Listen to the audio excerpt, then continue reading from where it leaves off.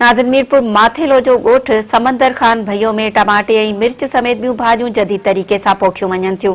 आबादगारनि जो चवणु आहे त खेनि अहिड़े तरीक़े सां फसल करण ते लखे रुपयनि जो मुनाफ़ो थिए थो।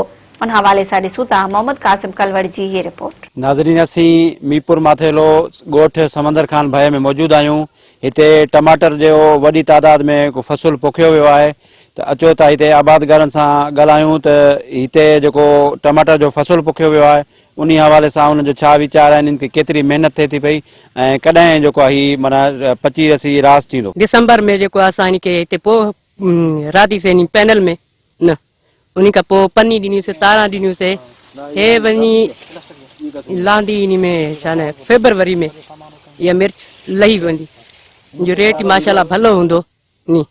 त इन खां इन अलावा असां टमाटर रहूं था, धाणा आहिनि, ते टींडी आहे, मारू बि आहे असां वटि, इन सां गॾोगॾु आहे, उहा बि आहिनि, उहा बि फेब्रुवरी में लही वेंदा।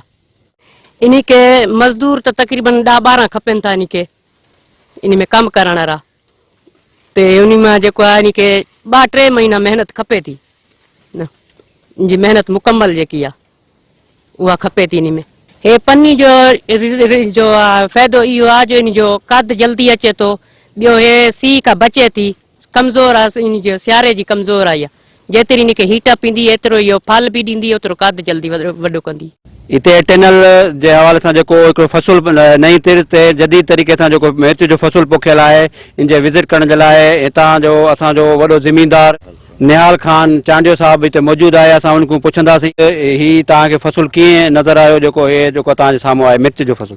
ही जेको टनल फार्म सिस्टम हली चुको आहे ऐं ख़ासि करे मिर्चनि जो पोख सभु सिंधियुनि भाइनि खे, सभु ज़मीनदारनि खे मां इल्तिजा कंदुमि त हिन चीज़ न्यू टेक्नोलॉजी ते अची वञो। असांजे सिंध जी वक़्त जी ज़रूरत आहे।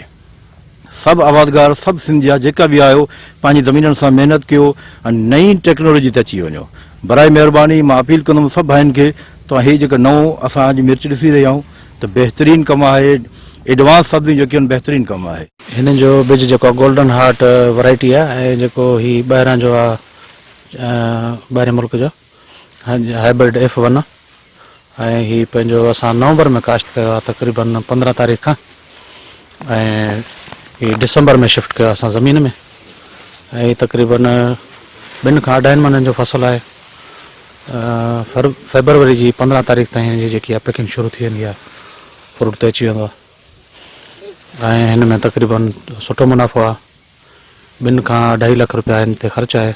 जी, तव्हां असांजे आबादगारनि जा वीचार ॿुधा त हिननि जेके फसल पोखिया आहिनि जंहिंमें मिर्च, बसर ऐं वल तुरी, चपड़ कद्दू जेके अॼु वक़्त जी सख़्तु ज़रूरत आहे इन खे पोखण जी, छो जो क्लाइमेट जेको चेंज थिए पियो उन हवाले सां फसलुनि खे इलाही नुक़सानु पहुतो आहे।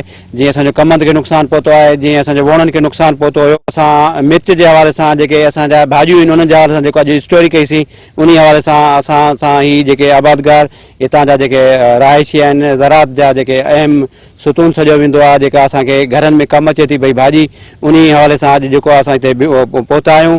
मिर्च बहितरीनु हिकिड़ो फसल तयारु थी चुको आहे। मोहम्मद कासिम कलवड़, मेहरान TV, मीरपुर।